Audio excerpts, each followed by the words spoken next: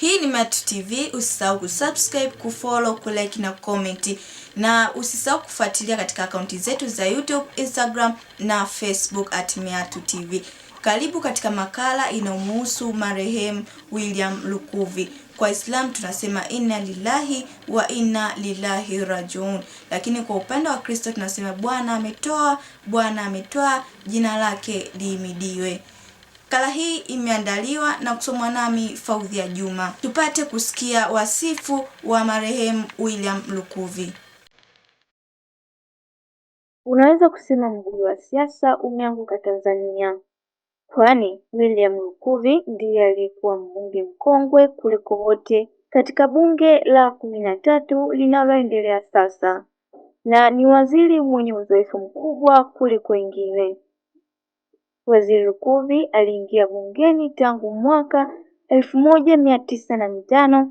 Aligombea na kushinda ubunge mfululizo kwa vipindi 7. Pia amekuwa waziri katika maeneo tofauti mpaka alipofariki Machi 29, 2026. Taarifa iliyotolewa na Rais Dr. Samia Suluhu Hassan kupitia taarifa ya Katibu Mkuu Kiongozi Dr. Moses Kasiluka Machi 25, 2026 imesema kifo cha Lukuvi aliyekuwa waziri wa nchi ofisi ya waziri mkuu, sera, bunge, uratibu na wenye ulemavu na mbunge wa Isimani amefariki dunia majira ya saa 1 asubuhi katika hospitali ya Benjamin Mkapa jijini Dodoma alipokuwa akipatiwa matibabu ya ugonjwa wa mshtuko wa moyo. William Lukuvi alizaliwa tarehe 15 mwezi wa 8 1955 katika kijiji cha Makongoro, wilaya ya Iringa vijijini. Alipata mafunzo yake ya awali katika Tabora Teachers School TTC na baadaye kuhitimu shahada ya uzamili katika sayansi ya siasa kutoka Chuo Huria cha Tanzania. Lukuvi ni mwanasiasa aliyelelewa na kukulia ndani ya CCM, akianzia umoja wa vijana UVCCM, na alianza safari yake ya kisiasa kwa kuchaguliwa kuwa mbunge wa jimbo la Isimani mnamo mwaka 1995 kupitia Chama cha Mapinduzi CCM. Aidha, amehudumu kama waziri katika nyadhifa mbalimbali ikiwa ni pamoja na waziri wa ardhi, nyumba na maendeleo ya makazi Januari 2015 hadi Januari 2022. Waziri wa ofisi ya waziri mkuu, sera na bunge Novemba 2010 hadi Januari 2015. Mnamo Juni 2023, Rais Samia Suluhu Hassan alimteua kuwa mshauri wa rais kuhusu mahusiano ya kisiasa na kijamii. Akiwa waziri wa ardhi, nyumba na maendeleo ya makazi, Lukuvi alisifiwa kwa juhudi zake za kutatua migogoro ya ardhi nchini.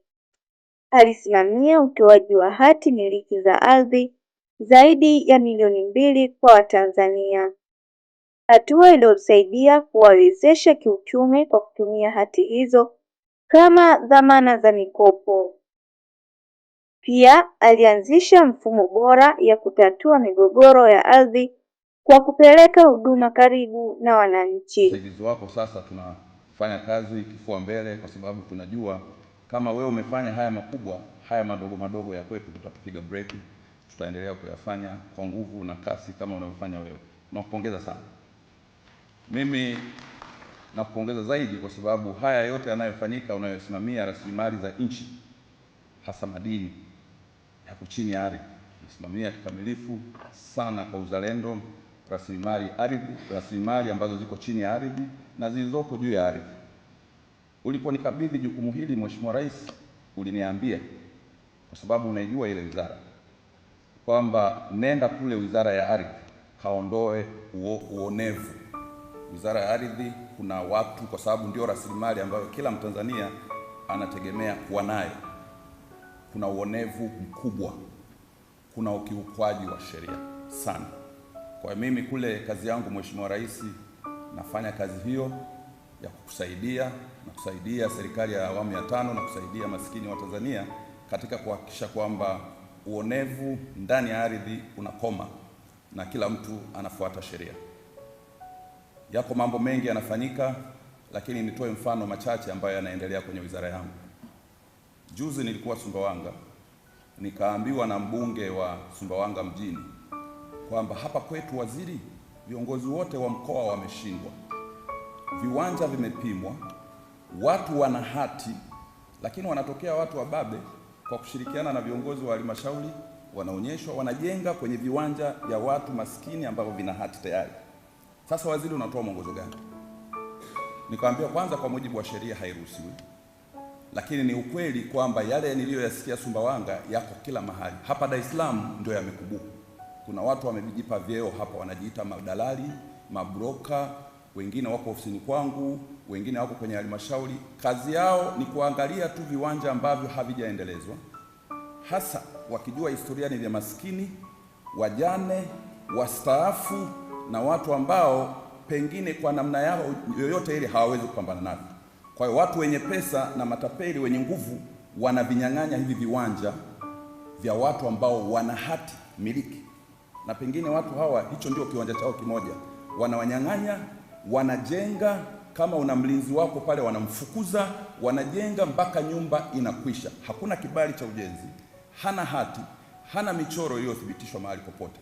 Haya mambo Mheshimiwa Rais unayafahamu, na mimi ndio uliniambia haya mambo unayajua, na mimi kazi yangu kuyasimamia. Nimeyaona na wananchi wengi wamekuja kulia kwangu. Kwa hiyo kwa lile nililosikia Sumbawanga, nilisema na nataka kurudia tena kwamba serikali kupitia wizara yangu, serikali ya awamu ya 5 haitawafumbia macho watu wote wanaovamia viwanja vya watu wenye miliki halali, na hasa wale maskini, kwa sababu wana pesa. Hawa wanaweza corrupt watu wa wizarani kwangu, wanaweza corrupt watu wa halmashauri, wakashirikiana wakajenga bila kuchukuliwa hatua mpaka nyumba zikaisha. Hawa watu lazima nyumba zao hizo tukiziona tutaziwekea alama ya X, lakini mwisho wao yote tutazivunja ili haki itendeke kwa wale wenye viwanja. Tutavunja nyumba zao na miliki ile ya mwenye miliki yake tutamrudishia yule maskini afanye kazi hiyo. Najua jambo hili ni gumu, ninao ushahidi hapa hivi sasa. Nashukuru waheshimiwa wa TAKUKURU tunashirikiana nao. Kuna watu ambao anao na mafaili yao tumempelekea. Wamediriki siku ya kwanza nilipoingia ofisini Mheshimiwa Rais, wamekwenda kujenga kiwanja cha familia ya Mwalimu Nyerere. Wamejenga. Tumevunja siku ya kwanza. Kesho yake akapeleka mabouncer 21. Akasema serikali hii inanitania, hainijui. Wakaendelea kujenga na mabouncer 21. Nikamwambia RPC, nasikia huko mfukoni. Akasema hayuko mfukoni. Akamkamata yule mtu. Ilikuwa Ijumaa, bahati nzuri wanajua namna ya kuhifadhi watu, wakamhifadhi. Alafu Jumatatu wakaelewana naye, na alafu akaja ofisini kwangu. Yule mama nilimpa kazi ya kusimamia akamwachia funguo, kumbe ni funguo ya gari ndogo amemnunulia, eti anataka suluhu. Kwa hiyo wizara ile, kama ulivyosema Mheshimiwa Rais, tukitaka kutajirika tunatajirika, kwa sababu matapeli na wenye pesa wengi wanafanya dhuluma sana kwa maskini kupitia ardhi zao. William Lukuvi ameonyesha uongozi thabiti katika siasa za Kitanzania. Uteuzi wake mara kwa mara katika nafasi za uwaziri na ushauri unaonyesha imani kubwa ambayo viongozi wakuu wa nchi wanayo kwake. Kwa juhudi zake za kutatua migogoro ya ardhi na kuimarisha maendeleo ya makazi, ameacha alama kubwa katika historia ya uongozi nchini Tanzania.